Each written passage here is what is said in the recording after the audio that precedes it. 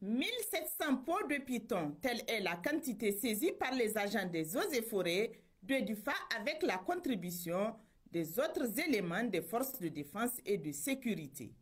Une espèce en danger et qui doit être protégée selon le directeur régional de l'environnement et du développement durable. C'est vraiment un trafic international.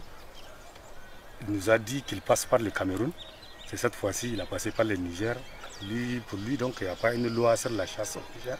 C'est l'ignorance qui a fait qu'il est venu. Donc, il ne sait pas si c'est protégé, s'il y a une loi, s'il y a des documents qu'il faut faire, ou bien c'est interdit.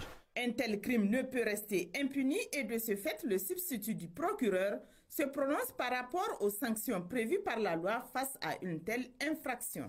On a tendance à considérer que les infractions forestières sont surtout des infractions contraventionnelles et dont les sanctions se limitent à l'amende. Il n'en est pas le cas, puisque la loi numéro 2019-47 du 24 octobre 2019 portant en répression du commerce international des espèces en voie d'extinction réprime dans certaines de ces dispositions jusqu'à 6 ans ferme d'emprisonnement en dehors des amendes qui peuvent résulter de l'application de ces peines-là.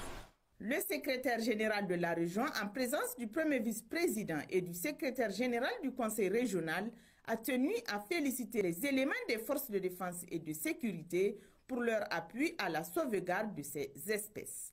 Toutes les autorités de la République du Niger, nous félicitons vraiment les éléments des FDS d'abord et aussi les forestiers pour avoir fait cette saisie importante. Ceux qui font tout ce forfait, ils sont arrêtés à partir du Niger, donc c'est quelque chose que la sous-région doit saluer. Et vraiment, nous vous félicitons pour ce travail que vous avez eu à faire et félicitations encore.